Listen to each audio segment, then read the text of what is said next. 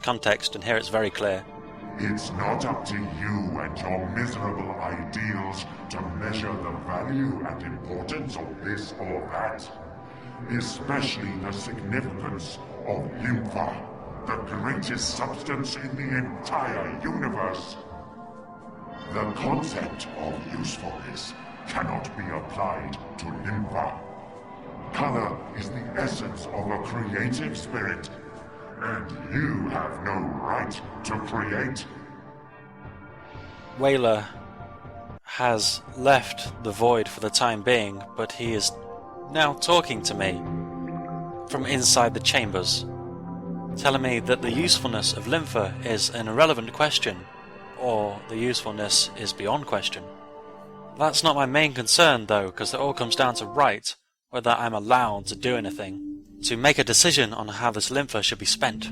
Of course, it's Weyler, so he'd want me to sit around and do nothing, like he has done all along. Maybe he could tell me whenever he wanted. Maybe, now that Color has shown me the outside, it's opened the floodgates and anyone can come pouring in. The sisters could talk to me, but keeping my mind sealed from the brothers has kept me alive this long. That probably doesn't matter now.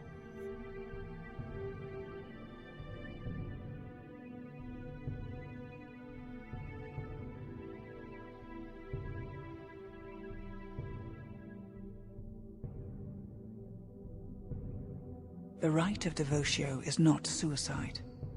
It's just the way all new things are made. To create a new life, you need to drain your current one to the last drop. Just a short snippet there. It's not suicide. Well, suicide or self-sacrifice. Does the difference mean all that much to me?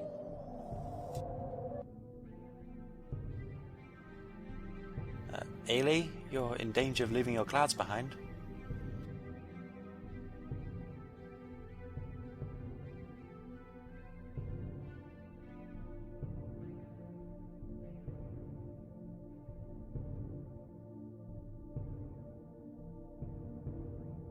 Torgor is the state of being one must enter for the rite of Devotio. It is unbearable inattention, where color is literally bursting from inside. They say it's so distressful you wish for death. But it's not scary to die anymore. Only one thing matters then: using the color. The result is the same. You give everything you've grown inside yourself, and the force is enough to send someone to the next. Either your chosen sister, or you. Color said I could send myself. At least, I've got some corroboration on that now. Maybe the pain would be worth it if I could save myself, but would it be worth it if I was saving a sister? Unbearable inattention. How much stress is my body under at the moment? Looking at it, it seems that the merest force would be enough to destroy my skin, stretched to translucency. The only thing keeping everything together. That all of these other beasts can dig through to get at my heart with barely any resistance. I'm just having a quick look through my hearts to see which one I can use to keep myself alive the longest. I could pull all that crimson into one now that it served its purpose, but that would take too long. I'm more for doing crazy stunts off rope bridges, don't you know?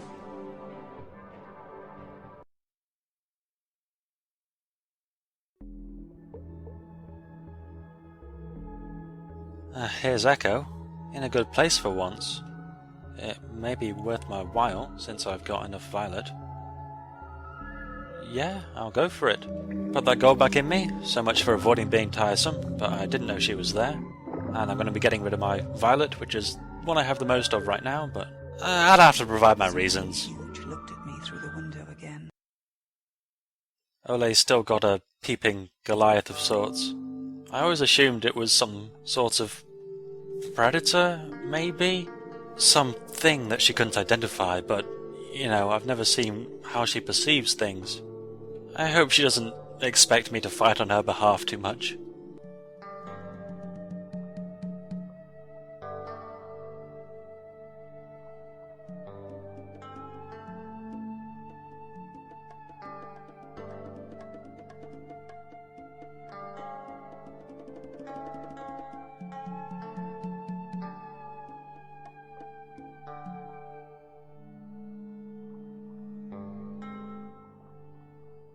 There was a time when we, the sisters, were the dreams of the sleeper. And if a dream is charged with color and cast onto the surface, it comes true up there. It turns an existence into a life. Unlock all of a sister's hearts. Free her from her bonds. Fill yourself to overflowing and draw the breakthrough glyph over her. Then all the color of the void will flow into her body, and she'll have the strength to ascend to the surface. Do this, and everything that died here will not have died in vain. Because the purpose of each void, the only purpose, is to give birth to one new life. And from that life, all else follows.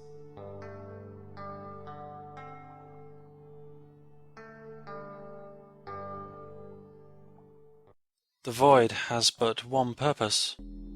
If we accept what Echo tells her, I mean, she talks about dreams coming true on the surface. Got no idea about that. But it would explain why the sisters are so accepting of their fate if they know this is how it has to be. It can make it easier to deal with problems if you know that you have no control over them, but it also explains how there are some sisters who are very insistent on what they want. It's their only hope. I suppose Yanni has a bit of an advantage here, because she doesn't want to go up in the first place. Even so, I'm going to give her a second heart. I'm not sure which order I should go around it first. I probably can't feed her entirely on Azure, and I just used up all of my Violet, so I should probably head to Ema next.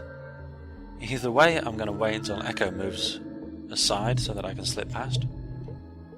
Oh, this is taking quite a while. Never mind, I'll just talk to her again. This is very minor so far, but I have had playthroughs where she has jumped in my way at every opportunity. After a while it was uncanny, predicting my movements in advance and showing up just long enough for me to run into her on the route I was taking. These brothers are actually making me slightly more nervous. Before, there was just a big tangled mass and I had absolutely no hope of overcoming it, but now I can see exactly where they're going and they seem to be tracking down everything I want. A pack of animals will roam around, and if they come across a stash you've hidden, then it was bound to happen eventually. It's in their nature, and there wasn't anything you could do about it. But one or two feel like stalkers, continuing unabated towards their prey seems far less random, far more directed at you. And if they find it, you know it was your fault. No excuses. You've traded a treasure for a penny. I thought better of you, but you should prepare. We are opening the abyss for you.